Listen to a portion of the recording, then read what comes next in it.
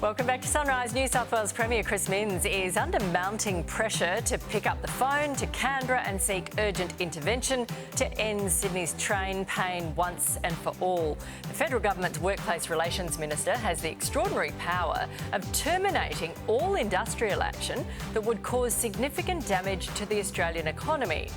More travel uncertainty is imminent this week as the Transport Union refuses to back off.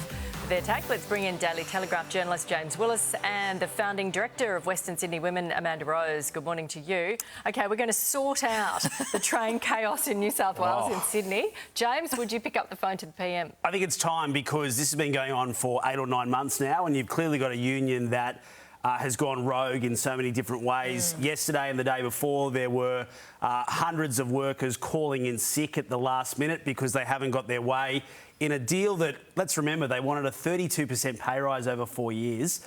They demanded a $4,500 last-minute sign-on bonus. I think they've lost the public. People are furious with them, and this has gone on and on and on. And the Fair Work Commission so far has ruled in the union's favour. So, yes, I think it is time for the Prime Minister in his own city, in his own state, to be getting involved and at least trying ahead of an election to actually sit down and sort this out once and for all, seriously. Amanda, we did have the head of the union on 7 News last night saying, look, he hasn't called everyone, but he's pretty sure all of those who called in sick were sick, all however many hundreds of them. Well, you can only see him from the waist up because I'm sure his pants are on fire, like a good liar. And the thing is, this is actually quite insulting to small businesses, to people that are trying to get to work, to earn their living, to the companies that hire people, just society in general.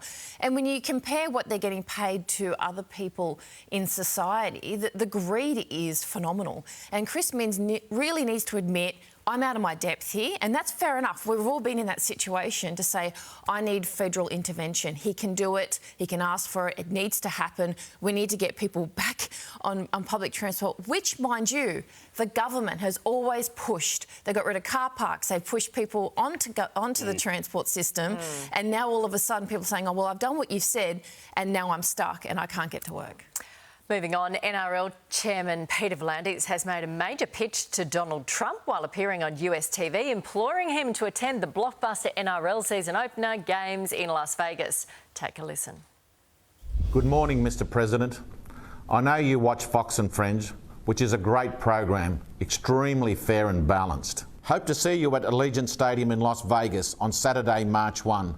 Thank you, Mr. President. Thank you, Fox and Friends.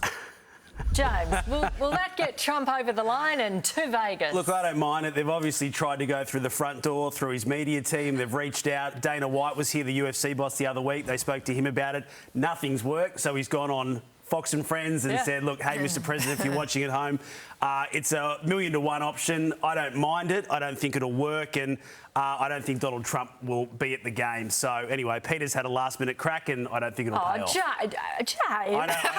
James, it's a bit negative. No, this was a last straw. This was a last resort to say, please come along in case you're watching at home. But, no, it will not work on this stage. Amanda, Trump watches that show on that station. This could work. Well, it gave vibes like, you know, when you force your dad to do something on camera type vibes, and it was actually quite sweet. What he should have done is production, right? Trump's a showman, and the US is very showy. So he should have put on the lights or had someone do it. You know, like Legally Blonde when Elle Woods did that admission video to get into law school? Yes. Something along those lines, something quite shocking that they'd go, oh, wow, real Aussie, or whatever it is you needed to do. But just standing there holding a ball, sitting there holding a ball, it's not going to work. Maybe a cash cow? Maybe, exactly. Something like that. Something real showy, Aussie and something showy. That would get his attention. But that's not going to get his attention, I don't think. Well, we'll soon see. Only time will tell. Finally, this video is going viral this morning. It's of a man wearing his girlfriend's high heels out in public, seemingly swapping shoes with her, probably because they were too sore.